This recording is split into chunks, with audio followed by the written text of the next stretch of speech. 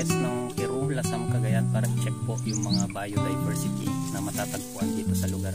So kung makikita nyo, napakakapal ng mga vegetation, mga primary forests pa po ito, at dito namamalagi yung karamihan sa mga biodiversity na dito sa ating bayan.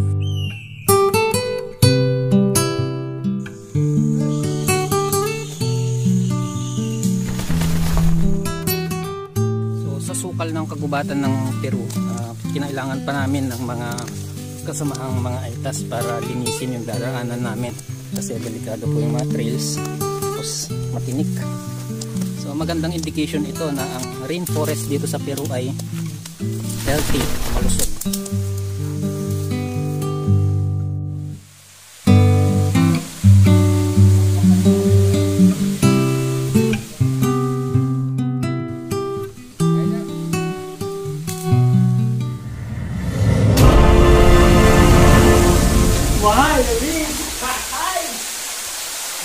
So, freshwater ecosystem. So, mag-ingat lang po tayo kasi madulas. Tapos, aakyatin po namin ang bundok na. Grabe ha.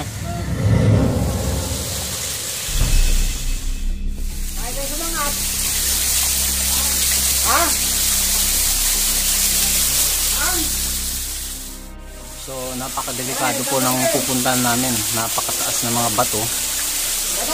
Tapos madulas pa. So ingat po tayo, napakadulas po ng bato. Hindi po siya limestone na makapit.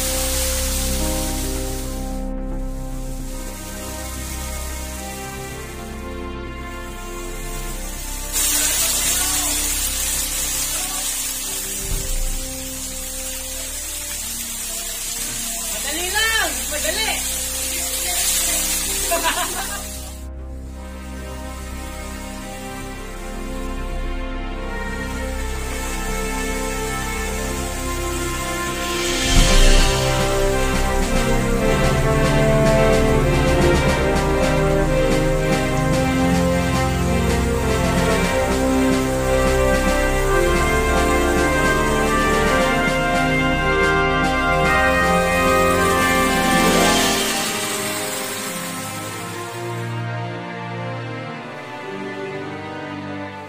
Yanagan na ito birurong bantay sa Gatol.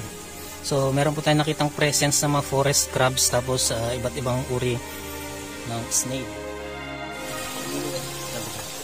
Labatan. So yan, no? Isang forest crab, napakabilis po niya. So mayaman pa po ang biodiversity ng Peru. So nagkalat po ang forest crabs dito sa kagubatan ng Peru.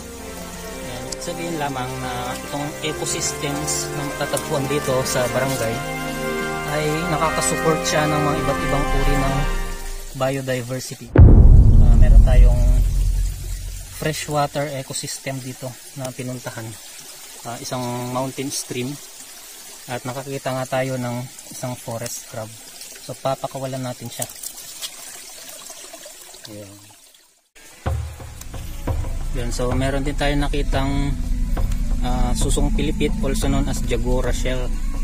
So meron din dito sa mga streams ng Peru. Matatagpuan din ito sa mga ilog ng Viga, Sicalao at Kabatakan. Makayam na ita. Lalala, sige. Sus.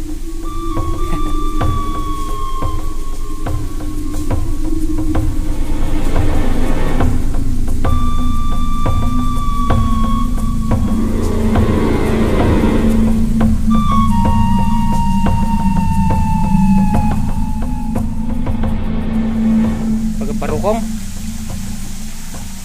sa dalam samat, delikado ito biyaga.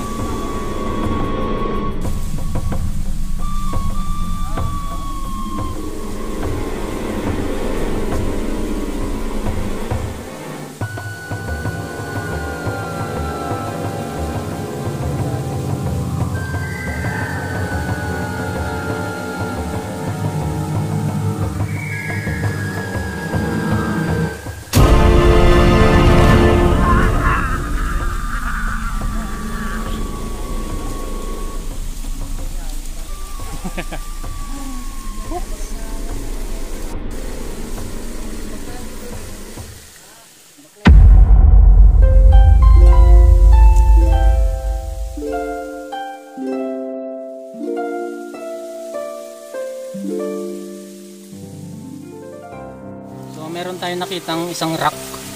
Ang tawag dito ay conglomerate. Ibig sabihin, klase siya ng sedimentary rocks. At itong mga sedimentary rocks, usually dito nakikita yung mga fossils. Ayan. So ibig sabihin, luma na to, matagal na to.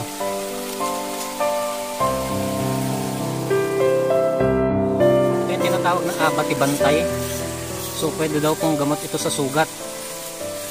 Yan, meron daw antibiotic properties na nasubukan na ng mga kaibigan nating mga aitas dito sa bundok. Epektibo nung ito Manong. Yes, sir. Katututot na wala talang Magaling itapal ko. itapal lang. So dito ito abati-bantay ng makunkuna. So maraming mga halamang gamot ang makikita sa mga kabundukan at kagubatan. Talagang na-discover ng mga kaibigan natin ito sa kanilang pamumuhay. So meron tayo dito isang local vine na tinatawag na uplig. So ginagamit daw ito ng mga katutubo sa paggawa ng pana. Yun, ibig sabihin matibay pala. Yung parang pinaka-string ng pana. Ito na ito. Ado ba ito alingo dito, sir? Ito, sir, Pagpunam. Busan dahil. Hindi mo na may sarili. Di ba? Nalibantay. Kita tayo mga tugot na. Yes, sir. Okay. So meron daw mga baboy damo dito na nakatira kasi makita naman natin na napakakapal ng kagubatan. The ecosystem is very healthy. Pwedeng makasupport ng mga iba't ibang uri ng biodiversity. Isa na dito yung Philippine wild pig. Ayan. So nakakita tayo ng balahibo ng isang raptor. So pwedeng agila to or lawin. Ayan o. Duti agila ate Manong? Aduda ka dito nga makikita yo. Aduda sir nung pa. Makita mo kang tayo bungo pa. Sige ta bareng makakita tayo nga rod. Ulag. Ayun na. Nya kalukol ulag na. Diyan eh. Ay. Oh, dalaga. Ayo. Ito ni diyan. Ay, kumpran sama na. Ito nakatartar rin. Oh, yan. Oh, naala.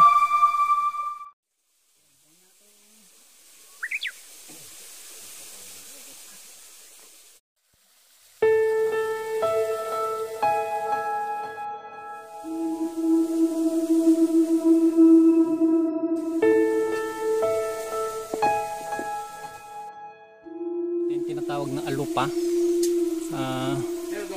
Makati ito. Hindi pa natin alam kung anong English nito o kaya common name.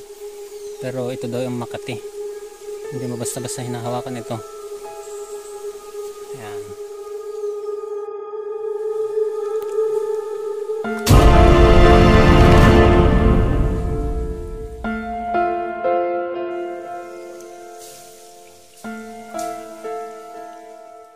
Isa pala yung uplig, isang uri ng vines o kaya lanot. Uplig ang tawag dyan. So kulat tibakir, isang pambihirang fungi. Ganda.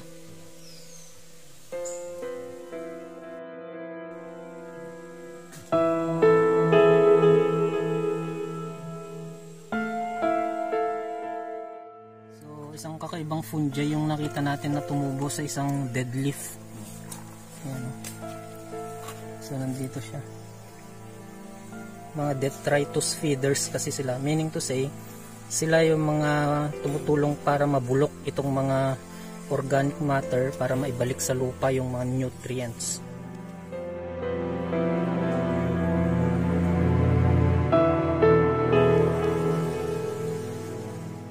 So ito yung tinatawag na ammimisay. Kung makikita nyo, isa siyang uri ng langgam na napakalaki yung kanyang mga jaws. Tapos ginagamit ito ng mga tao sa bundok pang i-stitch ng kanilang sugat.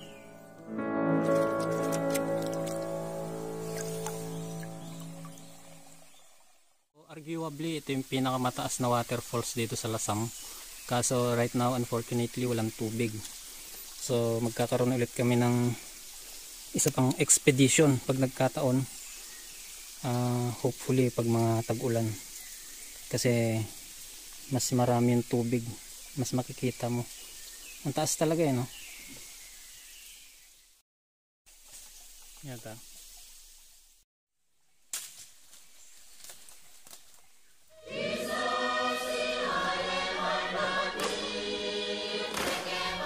So red jungle fowl, abuyo. Nangalan nyo ito Texas yun bang? Nangalan nyo ito Texas yun? Ay Texas yun ito abuyo. Abuyo. Nangalan nyo lang. Tag. Pagpakat na yun. May pabublang. Wild cat. Wild cat po yan.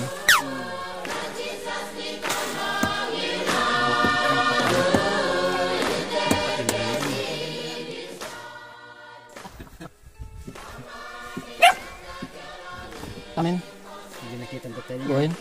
So, kuwat. Ito ang masarap na ulam. Lagyan mo ng ampalaya.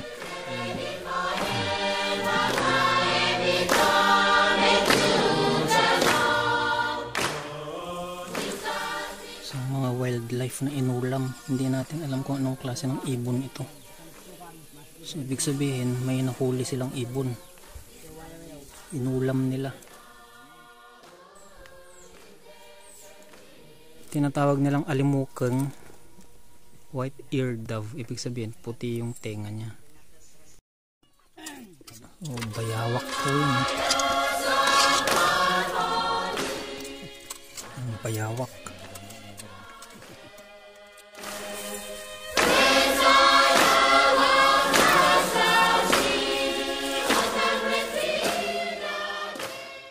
Ito ay isang uri ng weevil. So, anong species kaya ito ng weevil?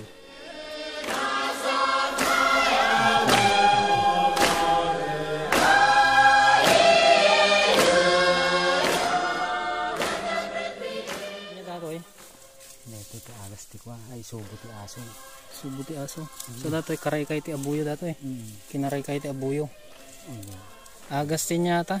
Subo ti aso. Subo ti aso. Niya ti maagasan nata sir. No kanina dito ngayon medyo ano pinasihan ng ibatan. No kanan ti aso. Ipakan mo ti aso. Tapno hanang ibatan lagi aliwa. Kasjay. Subo ti aso. Deta ti no mga pakanim ti agsapa, mo deta bagas nga deta. Bagman ta kanan ti aso.